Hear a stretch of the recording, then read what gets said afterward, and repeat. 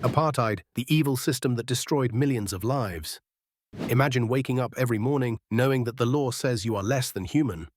Imagine being told where you can live, who you can love, where you can work, and even which toilets you can use, all based on the color of your skin. This was not just discrimination, it was a brutal system of oppression called apartheid. A system designed to break the spirit of black South Africans and keep them in chains, legally and physically. What was apartheid? Apartheid was a legally enforced system of racial segregation in South Africa that lasted from 1948 to 1994. It was a crime against humanity, a system that stripped black people of their basic rights and turned them into second-class citizens in their own land. The National Party government, under D.F.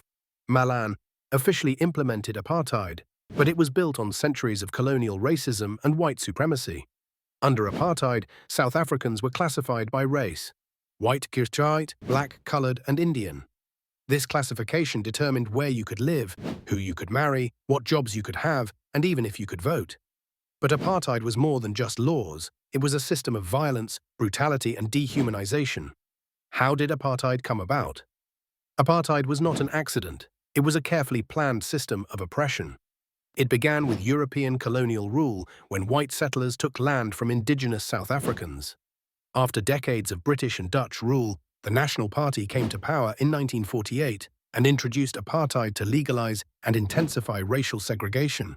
Laws such as the Group Areas Act, Bantu Education Act, and pass laws turned black South Africans into prisoners in their own country. Entire communities were forcefully removed, families were torn apart, and a constant state of fear became the norm for non-white citizens. Who were the leaders of apartheid?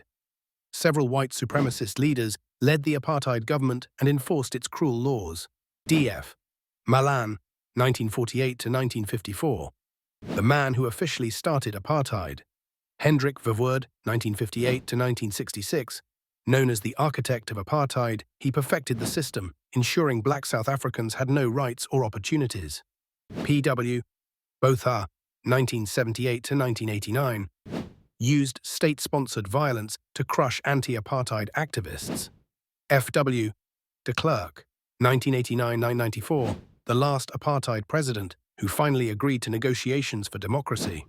While these leaders lived in luxury, millions of black South Africans suffered under their racist laws. Who benefited from apartheid? Apartheid only benefited white South Africans, who lived in privilege while others suffered. White businesses thrived as they paid black workers almost nothing. White schools, hospitals, and neighborhoods were world-class, while black South Africans lived in overcrowded, underfunded areas. The government used black labor to build the economy, but black workers had no rights and were paid starvation wages. Apartheid made the rich richer and the oppressed more desperate. The suffering of black South Africans. For black people, apartheid was hell on earth. Families were separated as men were forced to live in mining compounds far from their loved ones. Education was a tool of oppression. Black children were forced into inferior schools designed to keep them as unskilled laborers. Land was stolen, leaving black South Africans in extreme poverty while white farmers controlled the best land. Police brutality and mass killings, peaceful protests like the Sharpeville Massacre, 1960, and Soweto Uprising, 1976, ended in bloodshed. Notable murders. Activists such as Steve Biko, 1977, were tortured and killed by apartheid police. Ruth First, 1982, was assassinated in exile, and Victoria Maxenge, 1985, was brutally murdered for her resistance.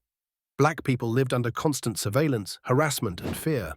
The international response, the United Nations condemned apartheid as a crime against humanity. Global pressure increased through international sanctions. Countries imposed trade embargoes, cutting off economic ties with South Africa. Cultural and sports boycotts.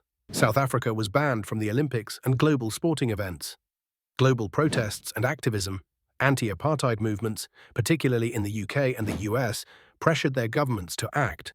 Despite the government's efforts to isolate itself, the world stood against apartheid, forcing South Africa toward change. Resistance against apartheid. Despite the cruelty, black South Africans never gave up. Some of the most courageous freedom fighters risked their lives to end apartheid. Nelson Mandela, leader of the ANC, imprisoned for 27 years but never stopped fighting. Steve Biko, founded the Black Consciousness movement before being murdered by police. Desmond Tutu used his voice to spread the message of resistance and hope. Albertina Sisulu and Winnie Mandela, women who stood against apartheid despite brutal repression. The international community also played a role, isolating South Africa through sanctions, boycotts, and diplomatic pressure. The fall of apartheid, the fight against apartheid was long and bloody. But in 1990, Nelson Mandela was released from prison, and the world knew change was coming.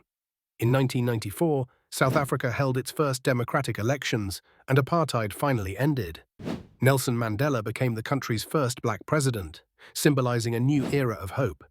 However, the scars of apartheid remain. Economic inequality, land dispossession, and racial tensions still affect South Africa today. Apartheid may have officially ended, but its impact is still felt. We must never forget the cruelty and injustice that millions of South Africans endured.